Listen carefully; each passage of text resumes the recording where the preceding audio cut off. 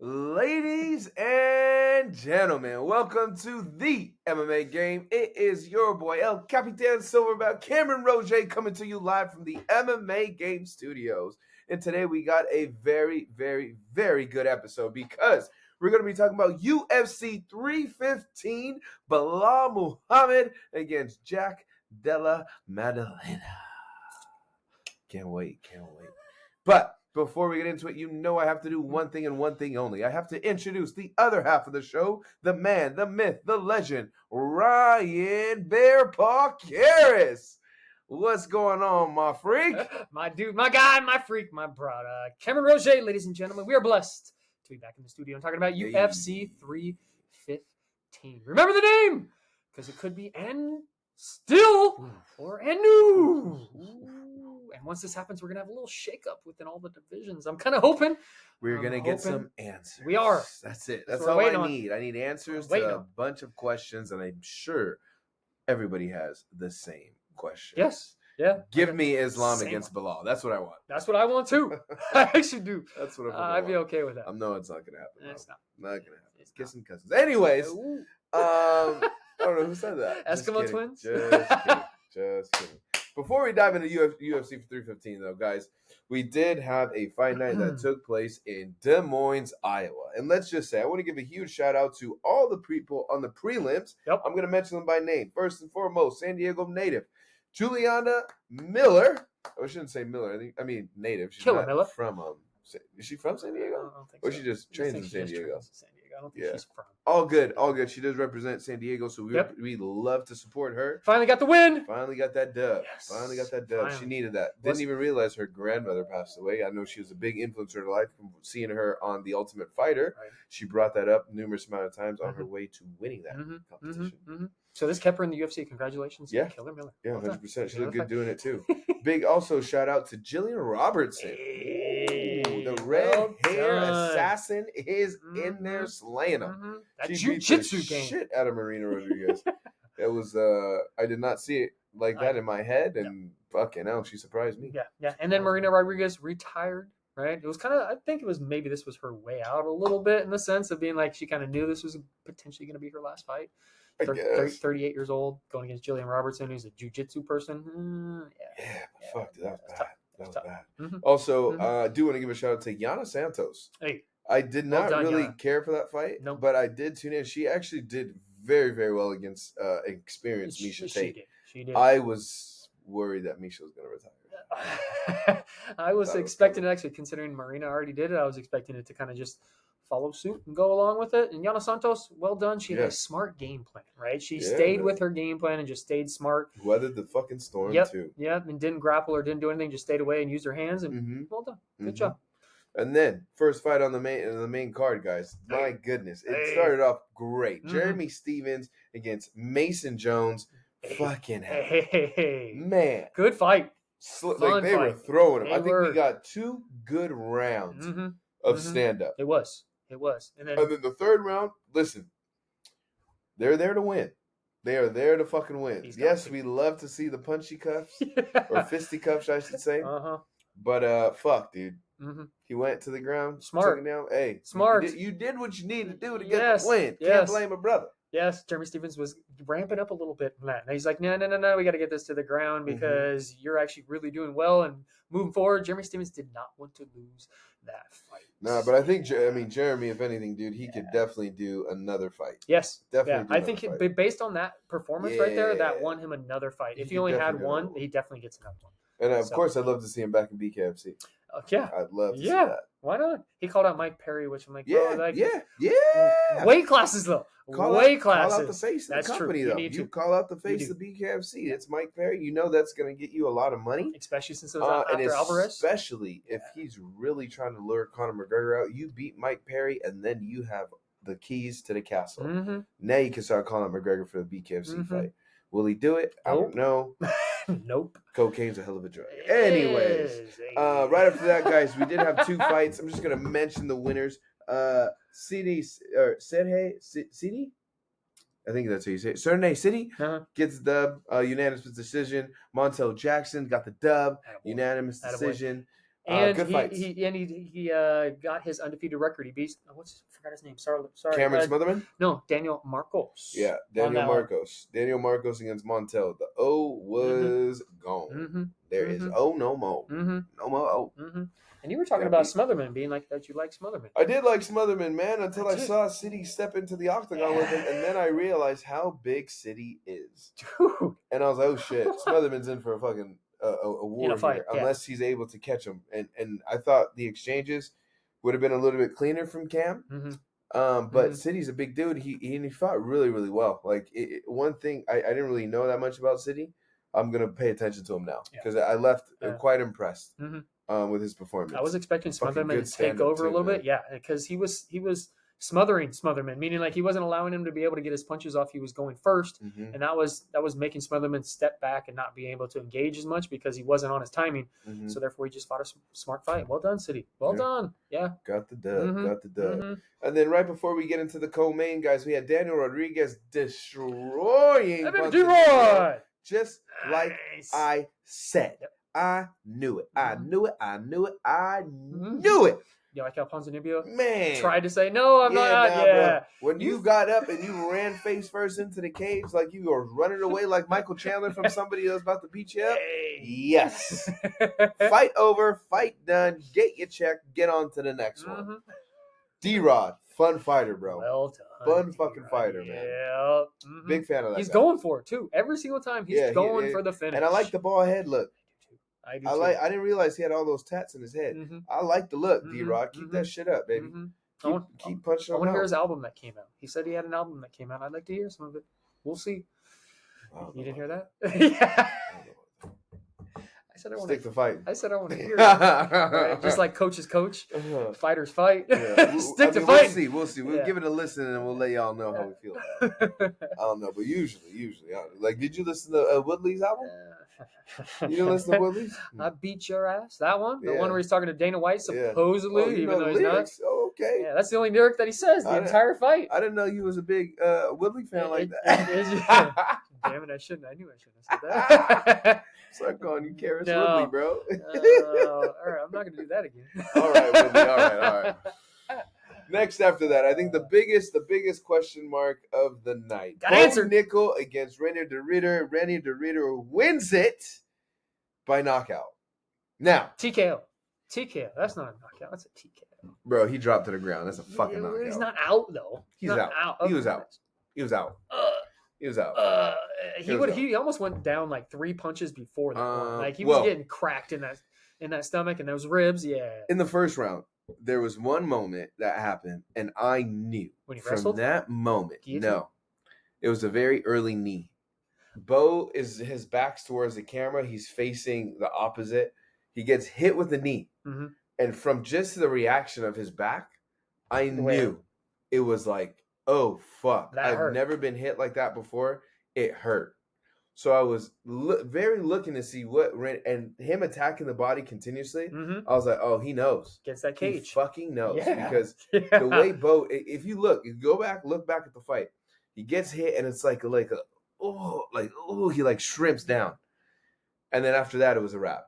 Now, different fight. We mentioned Bo needs to not be scared, go down to the ground and show his wrestling. Nope. I don't think Bo is ready yet. Nope. And from seeing all this, I don't think his confidence against a big jiu-jitsu guy, I don't think it's right where it needs to be yet. I think there was a lot of hype, and I think we all fell for the hype with Bo because, yes, he was coming in. He was doing very well. But we all should have paid a little bit more attention to his last fight. Just look at his striking. The striking is not really as crisp for a guy who I believe should be in the ranking. It's not that good. No. And I think the UFC now seeing this, they got to take a big step behind to build him up again. And you got to give him guys where he could show us his wrestling. He could show us the improvement of his striking. So the next time we see him, he looks like a more seasoned fighter. Because to be honest, bro, Reinier has gone through guys who I did not think he would be going through. Right? Kevin Holland being one of them. I didn't expect that. And then we chalked it up to being he's just too big for him. And it's like, no. But like the Bo, like to me, this one's the biggest one because I really thought Bo's wrestling was going to be a problem. Yes. And it didn't. Nope. It did not pose not even a single fucking problem. There was one time that he had the arm and was able to take him down just once. But then RDR just like shrimped out of it or did something to where he got away very easily. And you're like, wait, that's Bo Nichols wrestling? Like that's what we get? Like, dude. Was not impressed. I'm sorry. Yeah. I'm sorry. And I like Bo Nickal, but I was not impressed with that. And I should be. Yeah. We should have been.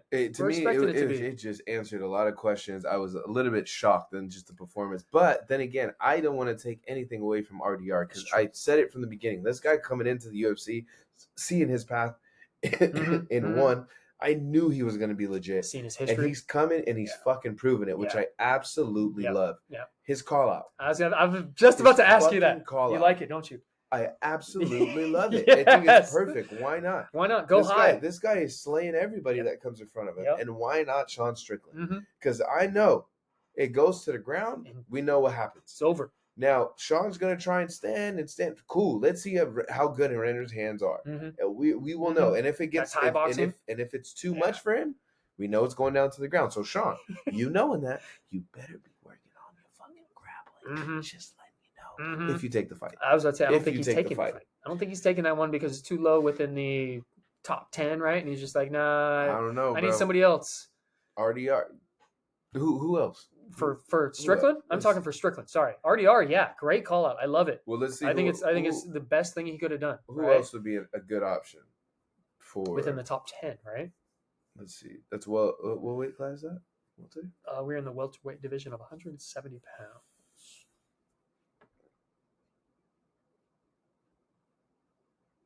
Oh, wait, are we in the middleweight? Are they middleweights? Sorry. Middleweight. My apologies. 185. There it is. All right, so Sean Strickland's number 2, right? Nah, he can't do Hamzat. Nope. Is he supposed to be fighting? Oh, wait. Ooh, hold on. Izzy wants to ask for Sean. I'm looking at somebody there, but I don't think you're going to like it. RDR. Go up a little more. Robert Whitaker. Ooh. That's a big test for him. It's a big test. I'm just looking at everybody else within there. I mean, we're looking at Fluffy, Roman Dolidze, Jared Cannonier. Yeah, I'm okay with Jared. Those are the three that I would be okay with too. Because Kyle Baraglio, no, you can't. I would do Jared first. I would do Jared ahead of all these guys. I think Jared's coming off a win. No.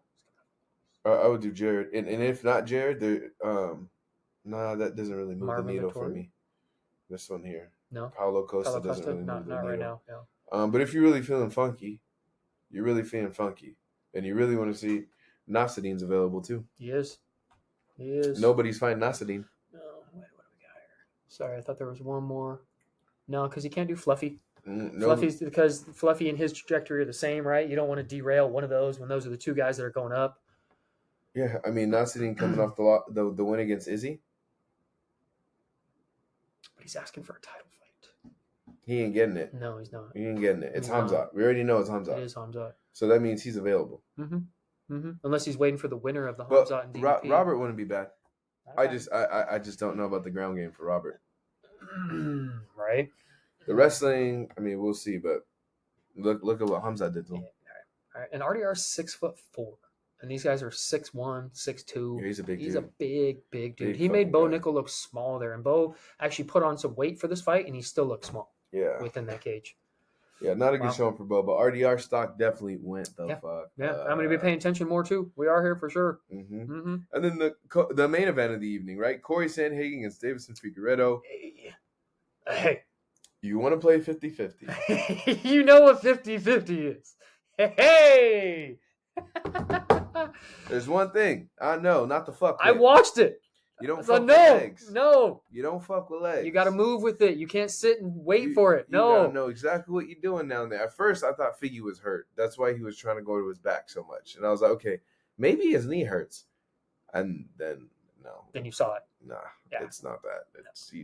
I mean, you know how to play the game, but there's consequences. Yeah, there's levels of consequences. Yeah.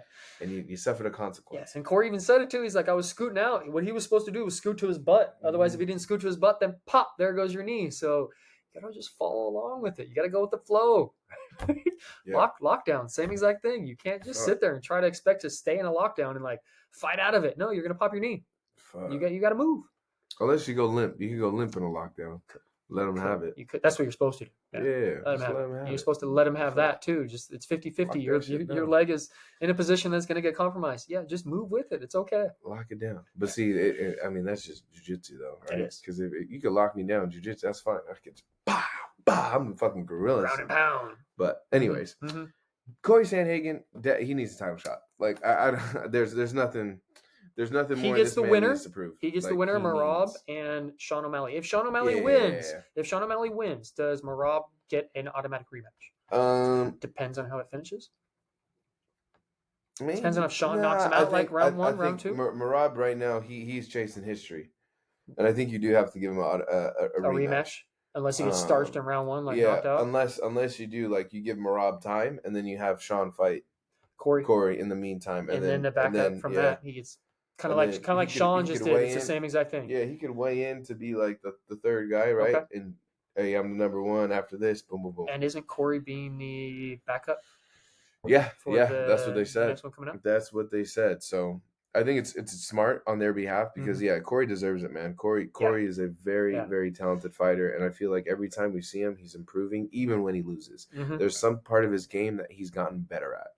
And that's something to make note of. Right. And the only reason why partially I feel he got this fight was because he lost his last fight. If he didn't lose his last fight before that, he would have been potentially going for a title fight with somebody else. So we'll see. Happy for Corey though. Yeah, dude. Finally. Yeah. Right? For sure. For sure. All right. So let's move into the UFC 315. Oh, I forgot. We forgot to ask about the who fans won. You won. Okay. I won. Sorry. Let's go back real quick. We My bad. advance to the next piece. My bad.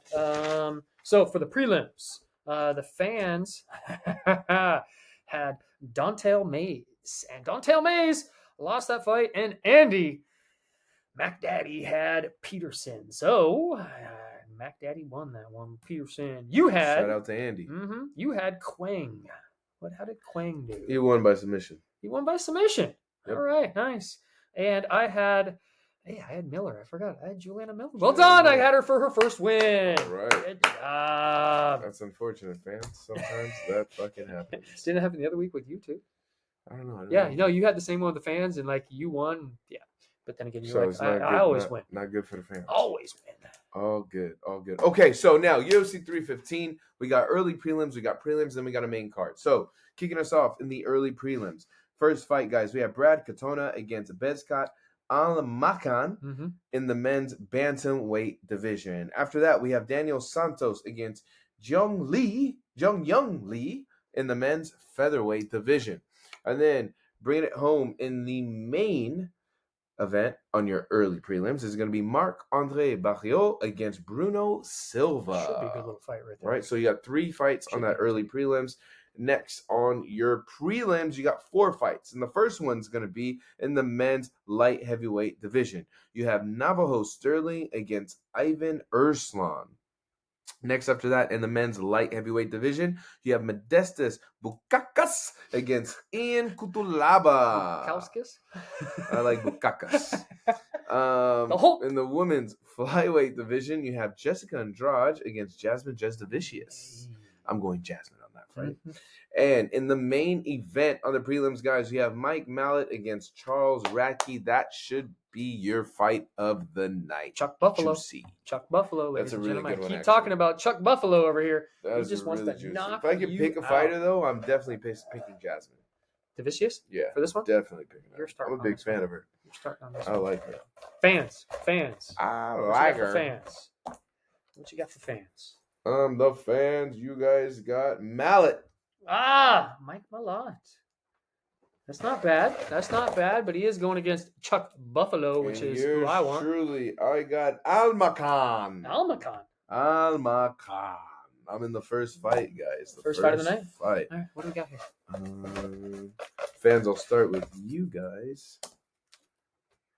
Oh, I got your boy, Katana. Hey. All right, we are going to be against each other, Cariss. So, are we? I already won that. Fans, you guys have Mag Mallet. He comes in at an 11-2-1 record, coming off a win Unanimous decision against Trevin Giles, 33 years old. Hopefully your boy can get it done.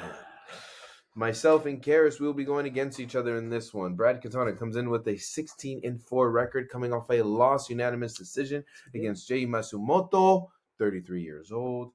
Then you got, my guy, Bekzat Almakan coming in with an 11-2 record. His last fight was a loss to Umar Nurmagomedov. Unanimous decision. So I know he could go 3 rounds. That's good with the best. With the best. Yep. That got beat by the Georgian.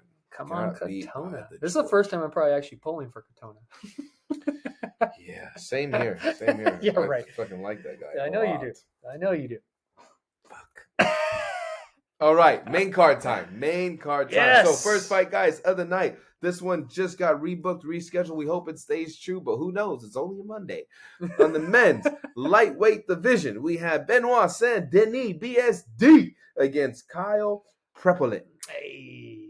Just so everybody knows, this fight actually got changed last night, or this morning, was the new guy, which is Kyle, what? What's his name? Prepolec. Can you give a little information since you have it in front of you, please? Yeah, so Kyle Prepolec comes in with a 12-7 record. His last fight was a loss to Austin Hubbard. He is 35 years old. Okay. He's 5'10".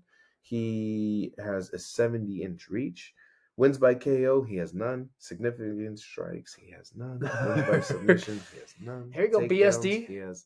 Here's a lob. You better knock this one out of the park. Because of the lightweight division of 155 pounds from France, your favorite place in the world. The number 13th ranked lightweight in the world, BSD, God of War, Benoit Saint-Denis is the underdog in this fight. It was on the other one, sorry, so I don't know on this one. Probably he's the favorite in this one, sorry. He's the underdog in the other one. He's 29 years old, stands at 6'2", and his fighting style is MMA.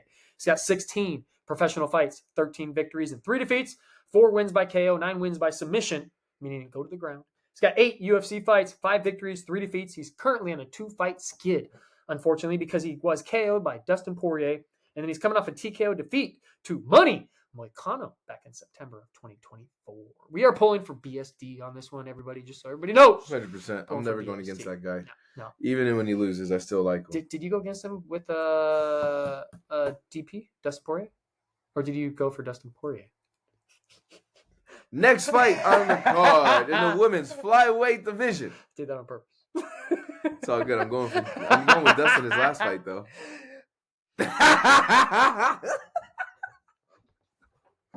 We're going to stop the show now? Like we're done for the day? Fuck you. Women's flyweight division. We have Alexa Grasso against Natalia Silva. Oh, jeez. And the women's? New GMF champion. No. It's not happening. The women's flyweight division of 125 pounds from Mexico. UFC's number 1 ranked women's flyweight in the world. Alexa Grasso is the underdog of this fight. Yeah, plus 185. She is the former flyweight champion of the world. 31 years old, stands at 5'5", and his fighting style is MMA. She does have 21 professional fights, 16 victories, 4 defeats, 1 draw, 4 wins by KO, 2 wins by submission. She has 13 UFC fights, 8 victories, 4 defeats, and 1 draw. Currently coming off a decision defeat, unfortunately, to Valentina Schevchenko back in September of 2024. That's fear. From Brazil, UFC's number 5 ranked flyweight in the world. Natalia Silva is the favorite in this fight at -225. Yeah, they're really hyped on her, bro. She is 28 years old, stands at 5'4", and her fighting style is Taekwondo.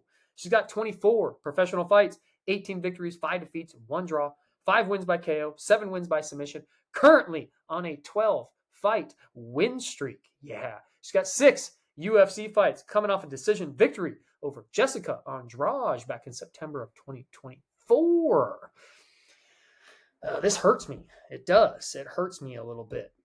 But not so much that I'm going to be like upset about it, because Natalia Silva is going to win this fight, because Alexa Grasso is not going to be able to get this to the ground, because Natalia Silva's foot movement is very, very clean and good around this, and she's going to be dancing around her the entire time. Absolutely right. The only way that Alexa Grasso is going to win this fight is if she is able to take this to the ground. And if she does, she has a very good chance of winning. But I don't know how Natalia Silva is on the ground as far as getting up, because she's always been standing on her feet during these fights. So she should win by standing up, but We shall see. You never know with the champ. Yeah, that's a great point. Right? Great point. I cannot disagree with it, but I just can't go against Alexa Grasso. I knew you. So I'm going Grasso. That's right. Waiting on me, weren't you? Fuck, dude. Yeah, I know.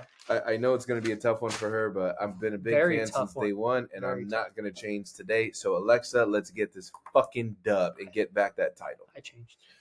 Because there will be a new champion. Manon. Oh, wait. We'll talk about that in a little while. In the men's bantamweight division, we have, oh my goodness, Aiemann Zahabi against Jose Aldo. Wow. Mm-hmm. Missed the 13 seconds himself. Mm-hmm. In the bantamweight division of 135 pounds from Canada, UFC's number 14th ranked bantamweight in the world. Aiemann Zahabi is the underdog, which you should be at plus 185. You are 37 years old, stands at 5'8", and his fighting style is MMA. He's got 14 professional fights, 12 victories, 2 defeats, 6 wins by KO, 2 wins by submission, 8 UFC fights, 6 victories, 2 defeats. Currently on a 5-fight win streak. Yeah, coming off a decision victory over Pedro Munoz back in November of 2024. Not mad at you on that one, bro. 5-fight win streak. This is going to be a tough one for Jose Aldo. Because from Brazil, UFC's number 11th ranked bantamweight in the world, Jose Aldo is the favorite in this fight at negative 225. Yeah, I'm a little surprised on that one too. He is 30 years old, stands at 5'7", and his fighting style is jiu-jitsu. He's got 41 professional fights, 32 victories, 9 defeats, 17 wins by KO, 1 win by submission. He's got 22 UFC fights, 14 victories, 8 defeats. Currently coming off a split decision defeat to Mario Bautista. Boring ass fight back in October of 2024. I am no way in hell going against Jose Aldo on this one. He is the favorite. He is supposed to win this fight, and he better win this fight by TKO round number 2. Leg kicks, chop him down. Aldo wins. I know. Aldo wins. I think it just goes it's going to go decision. Okay. That's why I want round 2. Just chop him down in that first round and just second round TKO and finish it. Yeah, no, I think it's going to go decision because the next fight is going to be juicy. The next fight, somebody's going to get knocked out. And the next fight is going to be your co-main event. And the next fight is for the women's flyweight championship of the world. And the next fight, you have Valentina Schevchenko against the challenger, the new women's flyweight champion, Manon Fiorot.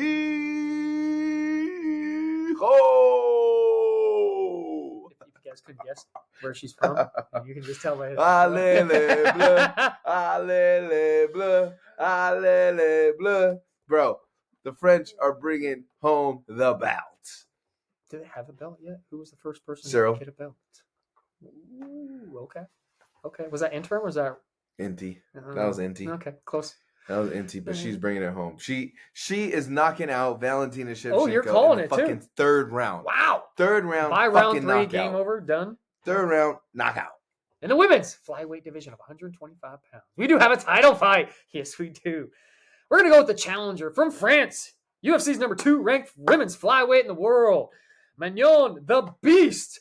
Fiorot is the favorite in this fight at negative 155. Yeah, I was a little surprised when I wrote that one down too. She is 35 years old, stands at 5'7", and her fighting style is karate. She's got 13 professional fights, 12 victories, 1 defeat, 7 wins by KO. Keep it on the feet. She's got 7 UFC fights, currently undefeated, coming off a decision victory over Erin Blanchfield back in March of 2024. So she's had a nice little rest. She's ready to rock.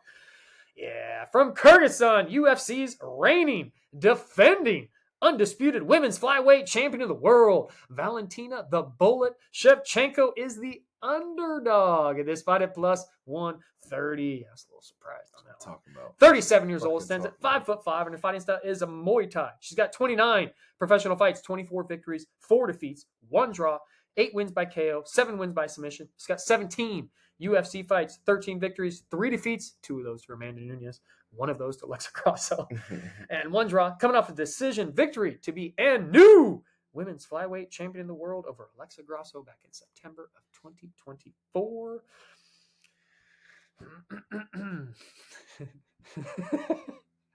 Who you got? Allez bleu, allez bleu. I would be stupid if I did not go with allez bleu on this one. Come on, and you know that's true. You know that's Come true. on, You would question me on this one if I said the bullet on this and be like, wait, really? Like, what do you? No, what you are know, doing? I would Like, respect what are it you doing?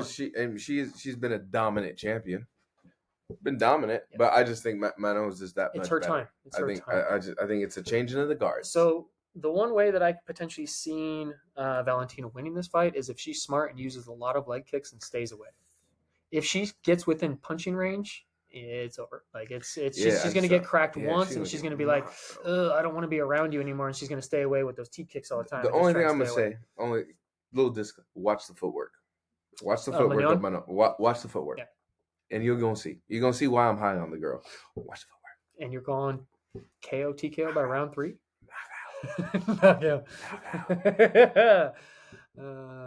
I wouldn't be mad about it. Just so you know, like I'm okay with it. Wake Valentina. Like, you know, like I like Valentina, but nasty. Don't be surprised if she gets kicked in the head too. When's a woman called the Beast? I don't know if I've ever. She is. She's pretty beastly. She is. Yeah. She a beast. Mm-hmm. She a beast. All right, main event time. Here we go. The last fight that we're gonna have is gonna be a good one.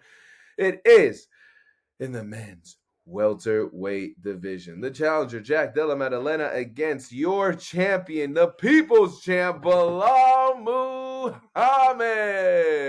Who do you think he's coming for? Yeah, can't you tell? Just by the announcement, can't you tell? Belal Muhammad will be and still. I've said it from day one. Belal is winning this fight. Belal has to fight one guy for me, and that one guy will beat him. That one guy is just waiting in the wings to get his shot. That one guy straight out of Philadelphia. That one guy that's tatted up from his ankles all the way up to his neck. That one guy named Sean Brady will be waiting. But Belal wins. I can't wait for that fight. Belal wins. I really cannot wait for that one. Because I'm more excited. I know he's not going to fight Islam. I know for sure he's not going to fight Islam. So give him Brady. No. Give him Brady. No. And Brady will fight Islam. Mm-hmm. Brady's going to show y'all what's up. Y'all think that Dagestani wrestling's watch the Philadelphia Jiu-Jitsu. Watch it. If JDM wins this fight, Brady's still fighting JDM, and Brady is still beating JDM. I think what? Yeah, Islam. Islam's gonna if JDM oh, excuse wins. Me. Sorry, Islam's that's true. That's true. My bad. That's why I want. My bad. That's why you had that look. That's why I want Belal to win. Because I know if Jack wins, it's gonna be fucking Islam, bro. Oh, sorry, excuse me. Yeah, but if fucking Islam. But if Belal wins, he's getting Brady. Yeah. Be great. Yeah. Unless they decide to fight each other, which would be awesome. I'd be there for it. I'd like to see Islam against Belal, but I know training partners. Yeah, they ain't gonna do it. That's not happening. They ain't gonna do it. Mm-hmm. Maybe in the gym, but they ain't gonna do it in front of all of us. But go ahead, hit him with the stats. Yes, because we have a title fight in the welterweight division of 170 pounds. We're gonna go with the challenger from Australia, UFC's number 5 ranked welterweight in the world. JDM Jack Della Maddalena is the underdog of this fight at plus 190, as you should be. As you should be. He is 20 years old, stands at 5'11", and his fighting style is MMA. He does have 19 professional fights, 17 victories, 2 defeats, 12 wins by KO, 2 wins by submission. Coming off of Dana White Contender Series Season 5, where he does have 7 UFC fights, and he's currently undefeated with 7 victories. Coming off a KO victory over Gilbert Burns back in March of 2024. That was a good fight, too. That was a good fight. Gilbert, damn it. Yeah. With the champion from Palestine, UFC's reigning, defending, undisputed welterweight champion of the world, Belal. Remember the name, Muhammad is the favorite in this fight at -230. Yeah, that's a good number. That's a good number on that one. He is 36 years old, stands at 5'11". His fighting style is MMA. He does have 27 professional fights, 24 victories, 3 defeats, 5 wins by KO, 1 win by submission. He's got 19 UFC fights. Yeah. He's currently on a 6-fight win streak. Wow. Coming off a decision victory and new Leon Edwards back in July of 2024. That was an athlete. It was. Yeah, he's currently on a 6-fight win streak too. After that, he was on a 4-fight win streak before that. Then he had the eye poke, and then he's on a 6-fight win streak. So really, he's won 10 fights in a row without that eye poke, if you want to look at it like that. And still, there's my answer, bro. Yeah, bro. And still. Yeah. And still. Man. Yeah. And look, dude, it may be a boring fight for some of you guys. I'll be but I don't think so. For Belal, I think he may drop him. He might. I think he might drop him. I heard a stat recently. He's out of all his time. I know he got pillow hands. He's dropped nobody. Yeah, he got not pillow hands. one person. But I don't know. I just hope. I hope for him. Like, how dope would it be if he knocked him the fuck out? Mm-hmm. If he just guy knocked with him out, guy with man, hands it too. would shock everybody. Yeah, the whole world would be shocked. We'd be shocked. Yeah. We would. Wait, you knocked out JDM and a guy who actually has hands? Yeah. Wow. I think Belal's the truth though. Belal, he's really good. He's really good. Well, a lot of people give him shit, but I think he's one. He is one of the greatest welterweights. One of the greatest. He's going to the good. ground on this. He would be stupid to stay on his feet. Well, I would hope so. All that training with fucking Khabib and for a long period of time. Yeah, he can stand on his feet for a little while and maybe exchange, kind of like Rocky did, but he needs to go to that ground really quick. Otherwise, JDM might catch him. Might. I know. I feel like Belal could eat a punch. He's got a big ass head. He's got a big ass head. Big ass head. Huge. He could definitely eat a punch. I saw him in San Diego when he was at the San Diego fights. So what up, Belal? When I went to the Anaheim fights, he was there. I took a picture with him. Yeah, he was doing like commentary and stuff. He was real cool though, like real cool. And I met met a lot of people actually. Alexa Grasso. I saw Chandler from a distance. Corey Sandhagen. I met Corey. Okay. Terrence McKinney. Right. Baby Shark. Baby Shark. Yeah, I met her too. But Belal was cool as fuck. Craig Jones. Hey, that was that day. That was that day. Okay. Yeah, it was dope as fuck. Cool. Good times. Nice. Good times. Nice. Anything else? No, McLaren just keeps winning. This one, they do. McLaren they do fucking winning. Arsenal, we have a big game on Wednesday. Shout out to the boys. Please go to Paris and get that win. Oh my gosh, all my emotions on Wednesday are gonna be fucking crazy. So leave you alone on Wednesday. Don't think to text me. Don't call me unless you're coming to support the fucking Gunners. Go Gunners. We got y'all. Please win this game in Paris. Send us to the final. What else is coming up? NBA playoffs are going on. Lakers already lost. It doesn't matter anymore. I care. All I care about is a lottery pick. I don't care anymore. Sixers going to get the number one? That's all I care. That's all I care about. Go Yoel Embiid. Go to somebody else. Actually, I'll take him with the Lakers. Trade him. I'll take him to the Lakers. Yeah. Send me Why Luka. not? Yeah, send me Luka. No. Okay. Send me you can get Joel. Send me Luka. No, you can have LeBron. No, I don't want You see that? You can have LeBron. All right, I'll take Austin Reeves. AR-15? No, you're not taking AR-15. I'll take who else? Y'all fucking got that scrub ass Lakers team. I know a couple guys that are doing well right now. You can't have Hayes. You cannot have Hayes. I don't want him. We're gonna get Giannis anyways. Giannis is gonna look to leave Milwaukee. Watch. You heard it here first. Giannis is gonna leave. I don't know where he's gonna go, but he could. I mean, if the Lakers are smart, you can make a play. But I think he's gonna leave Milwaukee, especially with Damian Lillard. Come to the Lakers. Come to the Lakers. Like I feel. Lillard, come win a championship with the Lakers, dude. You know who Lillard reminds me of? I fucking hate saying this. It fucking breaks my heart. We're not talking about fighting anymore, but Derrick Rose. Oh, jeez. Yeah, that does break your heart a little bit, doesn't it? He just reminds me of Derrick. You remember Derrick Rose that year he did the MVP? He's an absolute stud. You weren't fucking touching him. No. He was a highlight reel every time he got the ball. Just watch the dude. Then he did. Once he did his knee, it was just. And then he did this. Then he did that. Then he did that. Mm-hmm. Like they have the chart over his entire body, doing the same thing.